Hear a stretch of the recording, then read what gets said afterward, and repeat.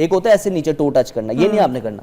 आपने करना एक एक सेगमेंट, पहले गर्दन को ऐसे बेंड किया, फिर हल्का सा शोल्डर बेंड किए, कमर बेंड की, नीचे आहिस्ता आहिस्ता नीचे आए, उतना नीचे आए जितना आप आ सकते हैं। अब मैं क्योंकि करता हूँ, प्रैक्टिस है, तो मैंने आराम से कर लिया। अगर आपका नीचे नहीं भी हाथ लग रहे, कोई मसला नहीं है। लोगों की टांगे लंबी होती हैं, हाँ, वो उनके लिए मुश्किल रहता है, उनका पैर के साथ हाथ जाते हैं। और कई लोगों की कमर के अंदर स्टिफनेस भी होती है, वो भी नीचे नहीं जा सकते ना, इससे ज्यादा नीचे नहीं जा सकते। तो आपने आराम से ऐसे नीचे लेके आना है, फिर वापस ऊपर लेके आना है, और जब ऊपर आना है कमर के पीछे हाथ रखने हैं और ऐसे पीछे जाना है। अच्छा, बैक पे भी करना है, बैक पे जाना है, फिर नीचे आना है। 1 मिनट के लिए आपने ये वाली एक्टिविटी एक बार दोबारा दिखा दे, क्योंकि जो आपने फेस के साथ पहले हर सेगमेंट को अलग मूव करना है। पहले अपनी थोड़ी को इसके साथ लगाना है, ओके, फिर नीचे आहिस्ता आहिस्ता आप रोल कर रहे हैं, रोल, कंधे रोल, नीचे नीचे नीचे जमीन के पास, फिर वापस वापस वापस, हाथ पीछे, ऑलराइट। तो 1 मिनट में जितना आप कर सकते हैं आप करेंगे। और ये भी 1 मिनट के अंदर, 1 मिनट ये सारी रीढ़ की हड्डी नरम हो रही है, सारे जोड़ नरम हो रहे हैं, जिसकी वजह से आपका जो जोड़ों की एज है वो बेहतरी की तरफ आएगी। क्यों? क्योंकि जोड़ों को इससे खुराक मिलेगी, वो खुद को हील करेंगे। ये बहुत अच्छा। इसके बाद नेक्स्ट है आपने पाँव खोलने हैं, इस तरह पाँव का मुंह ऐसे बाहर की तरफ होगा। अब आपने क्या करना है, घुटने भी पाँव की डायरेक्शन में बेंड होने चाहिए, दोनों हाथ ऐसे, कमर सीधी रहेगी, ऐसे आपने जमीन के साथ टच करने हैं, ये कमर सीधी रहनी चाहिए, चेहरा सामने हो। फिर जब वापस ऊपर जाएंगे तो ये पीछे की तरफ लेके आएंगे। अच्छा, इससे क्या हो रहा है? इससे आपके एक तो हिप के मसल मजबूत हो रहे हैं, घुटने में कभी दर्द नहीं होगी अगर आप ये करेंगे। अगर आपको ऑलरेडी दर्द है तो एहतियात से करें, लेकिन अगर आप ये रोजाना करेंगे, घुटने में पेन, हिप में पेन, एंकल में पेन, कमर में पेन आपको कभी नहीं होगी, क्योंकि इससे ओवरऑल आपकी काइनेटिक चेन मजबूत हो रही है। लोड तो नहीं पड़ेगा? पड़ेगा, घुटने में लोड पड़ेगा तो मजबूत होगा। अच्छा, इसको लोड प्रेशर देना आएगा तो मजबूत होगा। लेकिन अगर आप प्रॉपर एंगल से कमर सीधी करके हिप पीछे निकाल के कर रहे हैं तो घुटने में प्रेशर कम पड़ेगा, और इससे मॉडर्न लाइफस्टाइल में लगातार बैठने की वजह से आपके जोड़ हरकत ही नहीं करते।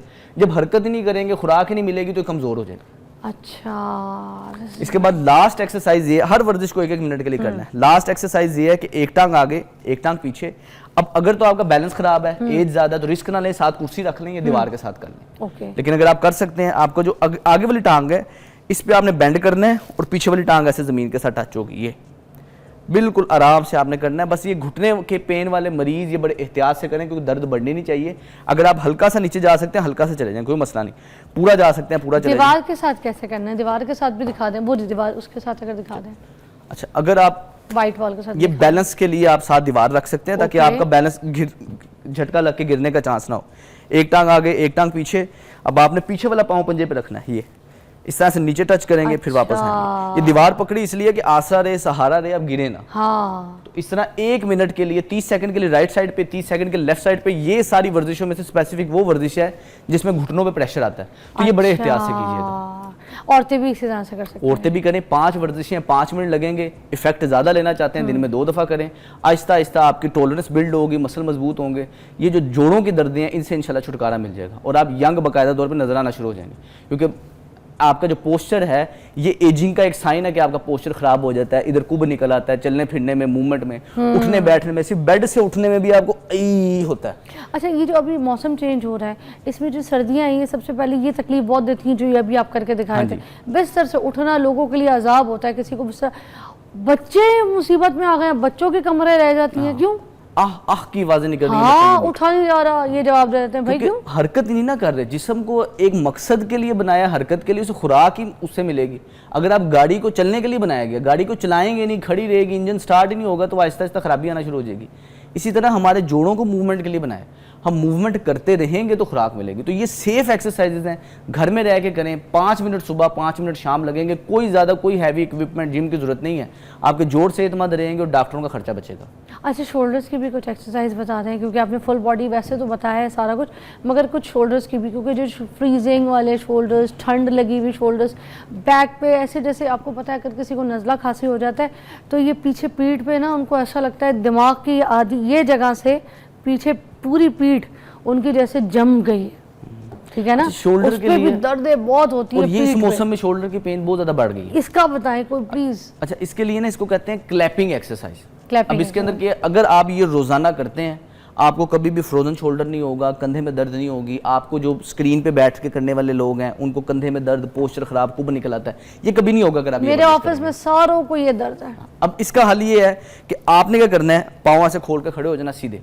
अब आपने ऐसे चेहरे से ऊपर ताली बजानी है, यानी कि आपके फेस लेवल पे से क्लैप करना है, और यही हाथ पीछे लेके जाने हैं, इधर क्लैप करना है। ये